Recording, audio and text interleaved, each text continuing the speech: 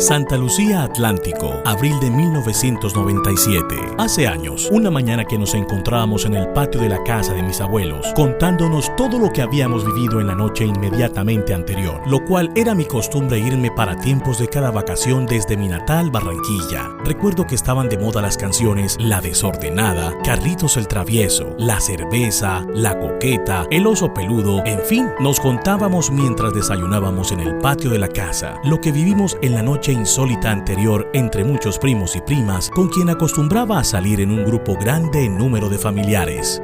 Los primos mayores nos cuidaban a los primos menores. Pero tú no sabes, este grupo más solista, y ahora show ese nacer para que la envidia te arrastre. Esa noche, inmediatamente anterior, en aquel sábado de gloria, en el que me había conquistado a una chica que vino de visita al pueblo desde Venezuela para pasar la Semana Mayor con sus primos, quienes también eran de la tierra del son de negro, y la habían invitado al baile tradicional. Uno de los primos de la venezolana, que era amigo mío, le gustaba a una de mis primas. Entonces recuerdo que me dijo: compa, ¿y qué? ¿Cuándo es que me va a cuadrar su prima, compa? Y yo le respondí: cuando me cuadres a la prima tuya ese que estés hermosa, ¿vale? Entonces hicimos pacto de esa noche ser cupidos mutuos.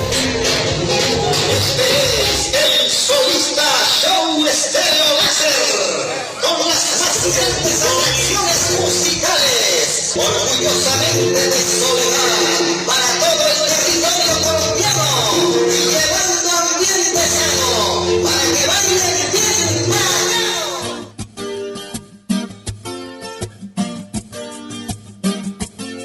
Fue un día muy caluroso y soleado desde el amanecer, pero muy hermoso, típico de los maravillosos años 90, la última década de los años inolvidables para quienes la vivimos. Decidimos, aprovechando el día en que el sol estaba en su máximo esplendor, hacer lo que llaman en el sur del Atlántico un convite, un vocablo que viene de la palabra convidar, que traduce invitar, o sea, que era una invitación formal a irnos a pasar una mañana y el resto de la tarde al famoso Canal Emplacado, que era un canal pequeño de agua proveniente del río Magdalena con fondo y estructuras de material de construcción. De mis familiares íbamos 13 primos y primas, entre los que venían desde Campo de la Cruz Atlántico, quienes también acostumbraban a pasar Semana Santa en Santa Lucía por ser el único pueblo de la zona en el que se vivían las mejores fiestas de días santos. También venían mis primos de Santa Lucía y un amigo que me traje desde Barranquilla, el cual siempre quiso conocer el pueblo al sentirse emocionado con las diversas historias que le contaba al regresar de las vacaciones. De la familia de mi amigo iban 9 personas, entre hombres y mujeres, dentro de los cuales también iba gente de Calamar, Venezuela y Cartagena. A este grupo también se sumaron 10 vecinos del barrio que, al ver el ambiente, también se animaron a venir.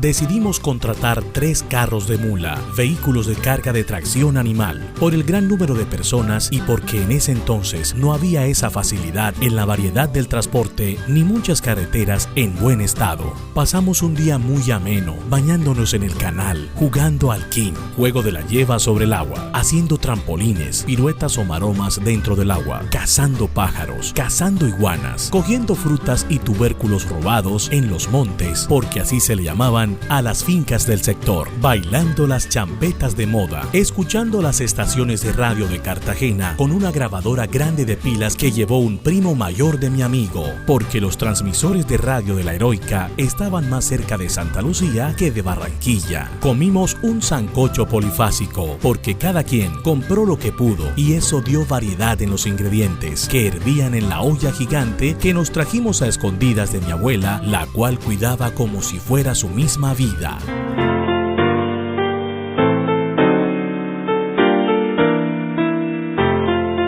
En eso se nos hicieron las 5 de la tarde, ya sin fuerzas ni ánimos, con pereza de encaminar de regreso al pueblo, con la piel más oscura por efecto de los rayos solares, mojosos, con los ojos rojos de tanto estar en el agua, sucios, descalzos, con la ropa sucia y aún mojada. Entre las pocas cosas que nos animaban a regresar de vuelta era que no nos iríamos a pie y que en la noche nos esperaba la rumba en la caseta, baile tradicional de las poblaciones de la costa norte colombiana. Carana. Mientras los 3 carros de mula, con nosotros sobre ellos, andaban de vuelta a casa, nos topamos con una Y de 2 caminos que se interceptaban entre sí. Ambos caminos nos llevarían al pueblo, pero el más corto y rápido para llegar estaba en medio del monte selvático.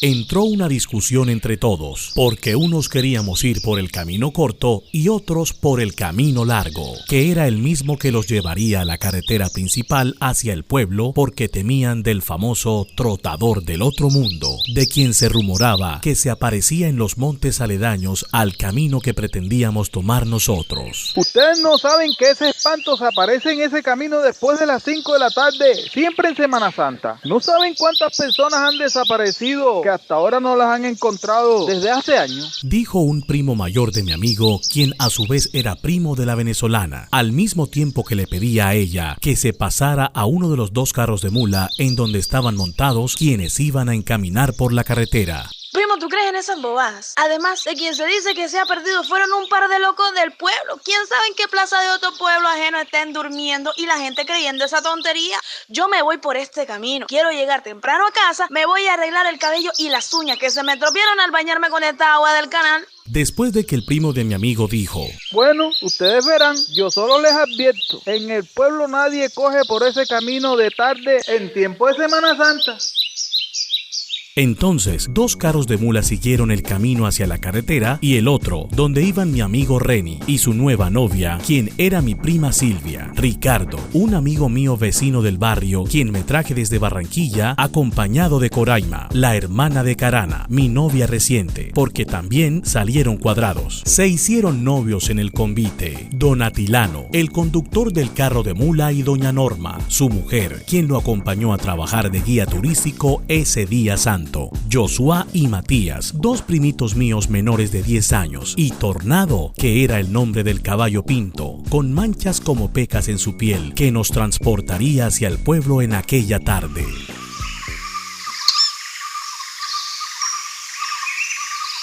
Mientras nos adentrábamos en el bosque, sobre el camino, seguía cantando las canciones de Pichirilo, un cantante vallenato famoso de la época, para que Carana siguiera con esa sensación amorosa, porque gracias a mi canto fue que ella se dio a cuadrarse conmigo en ese convite mientras cantaba bajo el puente del canal emplacado, con el agua a nivel de nuestros pechos, y ese sonido mágico, producido por la resonancia del lugar, mientras todos me acompañaban con las palmas. ¿Tú qué quieres de mí? Porque diablos no sé cuál será tu caída.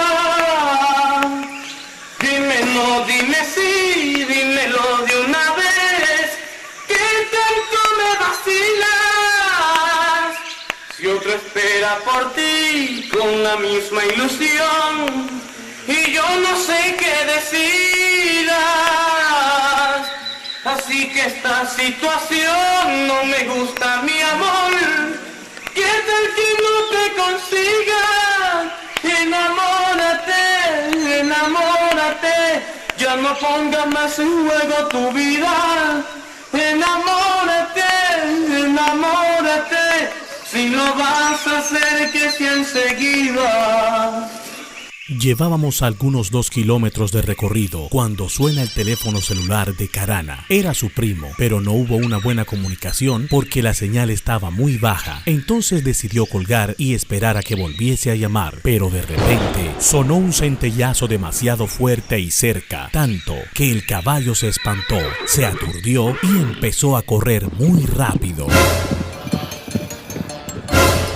Don Atilano, mientras hacía todo lo posible para detener a Tornado, caímos al suelo Carana, Ricardo, la señora Norma y yo.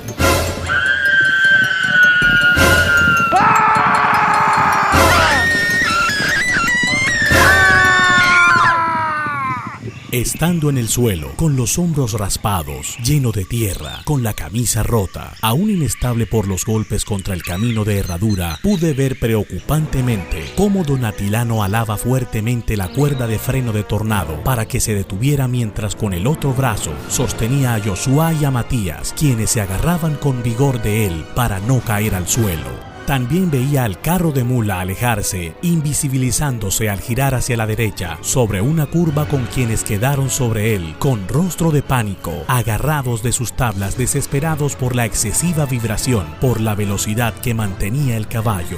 Antes de desaparecer por la curva, Renny iba arrastrando sus pies y parte de sus piernas porque estaba agarrado de la parte de atrás del carro de mula, con casi todo el cuerpo fuera de borda. Decidió soltarse porque ya no podía controlarse en esa manera y lo vi caer fuertemente al suelo.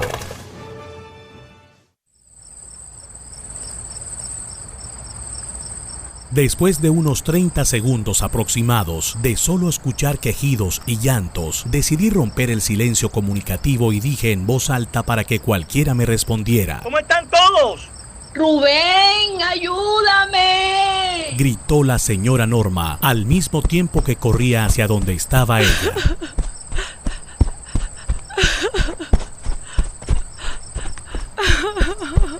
Al estar frente a ella, supe por qué lloraba y se quejaba tanto. Tenía aún incrustada en la parte externa de su brazo una púa de alambre, que era de los alambres de púas metálicos que utilizaban los campesinos para señalar sus linderos. ¡Ayúdame, por favor! Me dijo doña Norma desesperada, mientras que Karana también corrió hacia donde estábamos nosotros con intención de ayudar. Yo le sostengo el brazo y tú le sacas la púa, mi amor. Me dijo con una voz tierna y de disposición solidaria. Entonces, así fue. La señora Norma dio un alarido demasiado fuerte que temí por su salud. Dejaba ver una ranura larga y delgada de la que derramaba mucha sangre. Su brazo fue su escudo protector de sus ojos, que al caer del carro de mula, rodando hacia la cerca antes de que su cara impactara con el alambre, puso su brazo para protegerse. ¡Mierda! Si hubiese quedado ciega si no mete el brazo, dijo Ricardo mientras se levantaba del suelo, con un leve chorro de sangre de arriba hacia abajo sobre su cara. ¡Coño! Allá está Renny tirado en el suelo que parece un muerto y no se ha levantado. Dijo Karana empezando a correr de primera hacia su primo a ver qué le pasaba. Cuando todos llegamos a donde estaba Renny, quien aún estaba tirado en el suelo, nos dimos cuenta de que se había desmayado al caer porque se le salió el aire cuando su abdomen impactó con el suelo al caer del carro de mula en movimiento. Ey, esos golpes son bien malos. Trata de reanimarlo, pero luego hay que llevarlo a un centro de atención para que lo atiendan. Ojo con eso, dijo Ricardo cuando lo levantó y le estaba haciendo estimulación para que respirara porque él era estudiante de medicina. En ese momento venía de vuelta el carro de mula, controlado con todos sus pasajeros a bordo aparentemente a salvo. Renny a los pocos minutos despertó y todos estuvimos tranquilos en medio de ese momento de tanta tensión.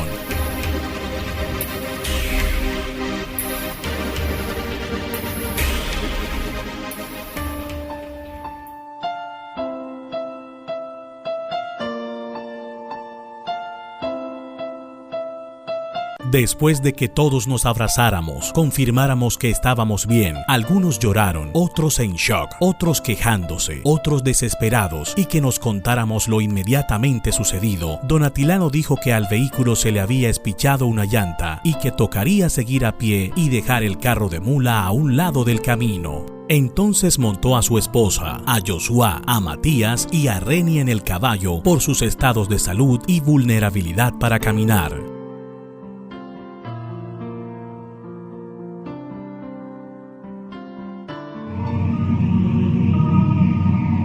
Pasando solo 2 curvas de camino, oscureciendo cada vez más, amenazando a llover fuertemente por el frío repentino y la oscuridad que acabó de inmediato con aquel histórico día soleado, se escuchó de repente como si se movieran los matorrales de una manera muy brusca. ¿Eso qué fue? Preguntó a voz alta y temerosa mi prima Silvia a todos. Hombre, eso tiene que ser una iguana que está corriendo por ahí, contestó don Atilano. Casi que al instante se escucha el mismo sonido aún más fuerte. Señor Atilano, ¿qué es eso? No parece una iguana, y menos en un día así. Ella busca refugio del agua antes de que llueva, dijo Coraima, resaltando en medio de su temor sus conocimientos de veterinaria porque era una estudiante en curso en la ciudad de Maracaibo. Será el trotador del otro mundo. Respondió con esa pregunta don Atilano de una manera irónica y graciosa, como para que al mismo tiempo de crear un ambiente jocoso, disipar los ánimos de tensión y descartar supersticiones. Segundos después, se escucha más fuerte que las 2 veces anteriores aquel sonido de matorrales turbulentos, seguido de un sonido de bestia con timbre de voz parecido al de una vaca, león y cerdo mezclados, como si se estuviera acercando un ser viviente hacia nosotros.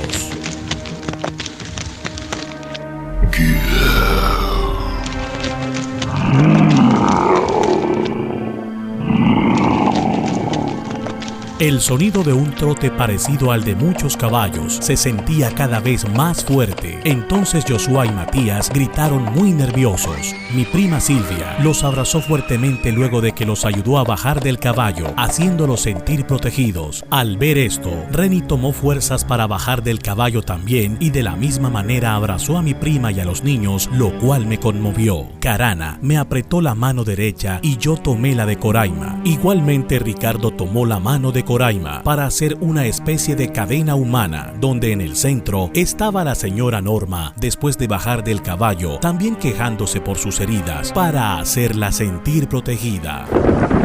Empezó a llover y el sonido del trote extraño era muy fuerte, tanto que se sentía prácticamente sobre nosotros. Cundió el pánico cuando sentimos voces humanas riéndose y quejándose al mismo tiempo. Muchos árboles lejanos se veían y se escuchaban caer al suelo como si los taladraran, y volviendo aquel rugido que no era común escuchar. Lo más ensordecedor de lo fuerte que era, las mujeres empezaron a gritar, haciendo la escena más difícil, porque aunque no veíamos nada posible de ser lo causante de tantas cosas de ultratumba confirmadas, teníamos mucho miedo y la expectativa de una desagradable sorpresa. Don Atilano fijó su mirada permanentemente en Tornado, mientras este corría rápidamente espantado por todo lo que pasaba. El caballo corrió rápidamente una vez más espantado, siguiendo el camino hacia el pueblo, al escuchar otro alarido fuerte, lo cual él sabía que provenía de su caballo. Segundos después de que ya no lo pudiese ver correr y que a lo lejos, hacia donde había corrido, asimiló de que algo le había hecho daño a su caballo,